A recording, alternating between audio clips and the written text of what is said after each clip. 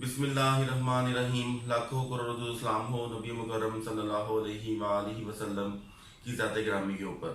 आज का हमारा टॉपिक है वाई एफएससी इंजीनियरिंग। इस टॉपिक के लिहाज से भी बड़ी कंफ्यूजन सी पाई जाती है कि बहुत सारे लोग ये समझते हैं कि एफएससी इंजीनियरिंग हर वो बच्चा कर सकता है जिसके मैट्रिकुलेशन में थोड़े से बेहतर मार्क्स हैं। 800 900 की लाइन में अगर मार्क्स हैं तो आपका एफएससी इंजीनियरिंग आपको करना चाहिए। याद रखें, मैंने आपसे पहले भी एक पिछली वीडियो में भी कहा था कि कभी भी मार्क्स की बेस पे खुदारा अपनी फील्ड का तयन ना करें।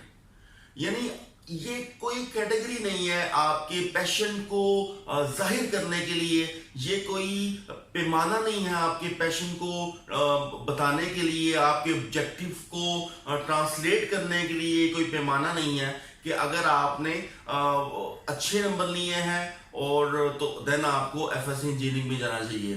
बात ये है आपका अपना पैशन क्या कहता है, आपकी अपने नजरियात, स्टूडेंट की अपनी सोच, स्टूडेंट की अपनी फिक्र, स्टूडेंट का अपना अंदाज, उसके सोचने का, उसके जिंदगी में कुछ बनने का। अगर वो इंजीनियर बनना चाहता है तो कोई मसला नहीं, वो इंजीनियर बने, कोई प्रॉब्लम नहीं है।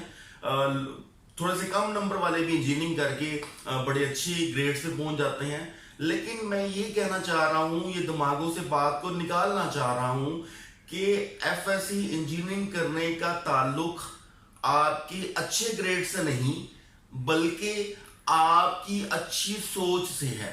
पहले पैशन को बनाएं, सोच को बनाएं, फिर अगर आपकी फर्स्ट डिवीजन तक भी मार्क्स हैं तो आपको आराम से इंजीनियरिंग कॉलेजेस में, इंजीनियरिंग यूनिवर्सिटीज में एडमिशन मिल जाता है। बात यह है कम से कम इसकी शर्त फर्स्ट डिवीजन है, सिर्फ, इसके अलावा कुछ नहीं है। अगर फर्स्ट डिवीजन से भी कम है तो वो भी बड़ा मुश्किल हो जाता है इंजीनियर्स के लिए। तो आपको मैं सजेस्ट करूंगा कि एफएससी इंजीनियरिंग जो है वो वक्त करें जब आपके सोच और आपका पैशन, स्टूडेंट का पैशन उसके लिहाज से मैच करता हो। अब अगर एफएससी इंजीनियरिंग आपने सोच ली है तो उसके लिए एक छोटी सी शर्त है, वो ये है कि स्टूडेंट का सबसे पहले माइंड थोड़ा सा मैथ की तरफ होना चाहिए। अगर मैथ उसका अच्छा है तो सेकंड शर्त ये है, पहली शर्त है पैशन, सेकंड शर्त ये है कि मैट्रिकुलेशन में उसका मैथ्स में इंटरेस्ट कितना रहा है, उसके मैथ में कितनी दिलचस्पी रही है। उस दिलचस्पी की बुनियाद पे वो एफएससी इंजीनियरिंग में एडमिशन ले तो वो बहुत आगे जा सकता है, क्योंकि इंजीनियरिंग का ताल्लुक मैथमेटिक्स से बहुत ज्यादा है। इंजीनियरिंग का ताल्लुक आपकी मैथ के सब्जेक्ट से बहुत ज्यादा है। अगर आपने अच्छा इंजीनियर बनना है या अपने बच्चे को अच्छा इंजीनियर बनाना है, मैथ की इंटरेस्ट से जुड़ता है। तो एफएससी इंजीनियरिंग अगर आपने करनी है तो उसकी दो शर्तें बताई मैंने। नंबर 1 पैशन, सेकंड आपका मैथ में इंटरेस्ट होना लाजमी है। आपने जब एफएससी इंजीनियरिंग को चॉइस कर लिया तो आपके माइंड में ये बात होनी चाहिए अभी से ही कि मैंने एफएससी इंजीनियरिंग करने के बाद क्या करना है। मेरे एक दोस्त हैं बहुत अच्छे, कल मैंने उनसे पूछा कि आपके बेटे ने क्या करना है, उन्होंने कहा जी एफएससी इंजीनियरिंग करनी है।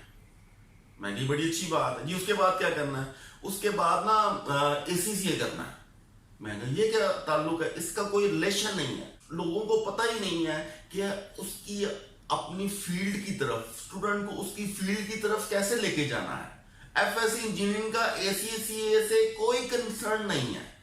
एफएससी इंजीनियरिंग करने के बाद बीकॉम करना, एसीसीए करना, बीए करना या कुछ और फील्ड में चल जाना, वो कंसर्न नहीं बनता।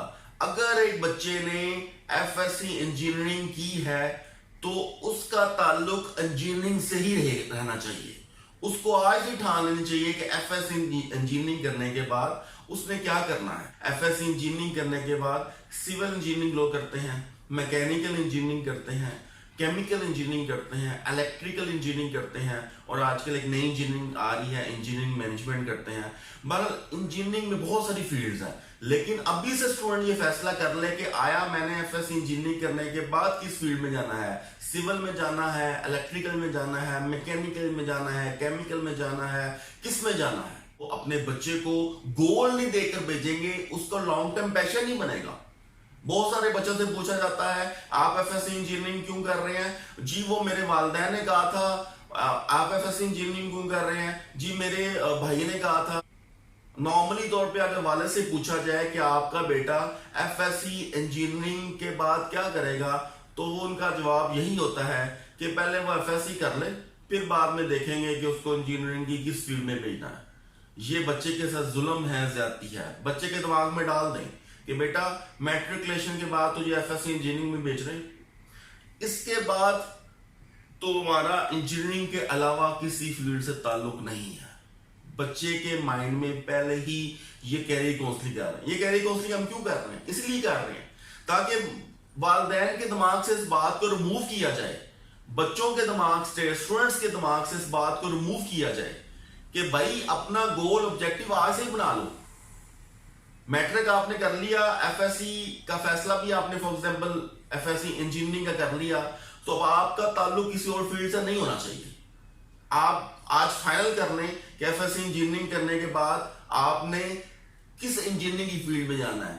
होता यह इंसानी साइकोलॉजी है कि अगर इंसान उस फील्ड की तरफ सोचना शुरू कर दे तो वो फील्ड के लिए अल्लाह ताला भी आसानियां पैदा करना शुरू कर देता है। इंसान का दिमाग उस फॉर एग्जाम्पल आज मैं अगर फैसला करता हूं कि एफएससी इंजीनियरिंग करनी है, और मैं ये भी फैसला कर लेता हूं कि मैंने एफएससी इंजीनियरिंग करने के बाद मैकेनिकल की तरफ जाना है, तो मेरा माइंड उसी तरफ हर चीज सोचना शुरू कर देगा। मुझे इर्द गिर्द की चीजों से उसी तरह से ऑब्जर्वेशन आनी शुरू हो जाएगी। तो ये कैरियर काउंसलिंग इसीलिए कर रहे हैं कि बच्चे को ऑब्जेक्टिव दे के भेजें कि बेटा एफएससी इंजीनियरिंग करने के बाद तूने इंजीनियरिंग की किस फील्ड में जाना है, वो आज से ही फैसला कर लो, ताकि बच्चा अपनी कंसेप्ट्स को, बच्चा अपनी ऑब्जर्वेशन को उस तरफ लगाए। फॉर एग्जाम्पल अगर किसी ने फैसला किया है कि केमिकल इंजीनियरिंग बनना है, तो यकीनन वो एफएससी इंजीनियरिंग में केमिस्ट्री पे ज्यादा तवज्जो देगा। कॉमन सेंस की बात।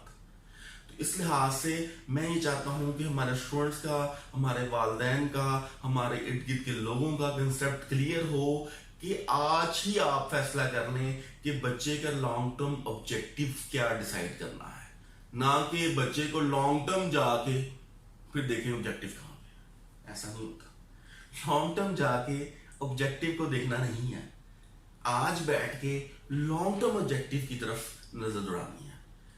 तो उम्मीद है आपको मेरी बात थोड़ी सी समझ आ रही होगी। अगर फिर भी आपको कोई मसला है या अगर आप मुझसे कोई क्वेश्चन पूछना चाहते हैं तो कमेंट बॉक्स में क्वेश्चन पूछें।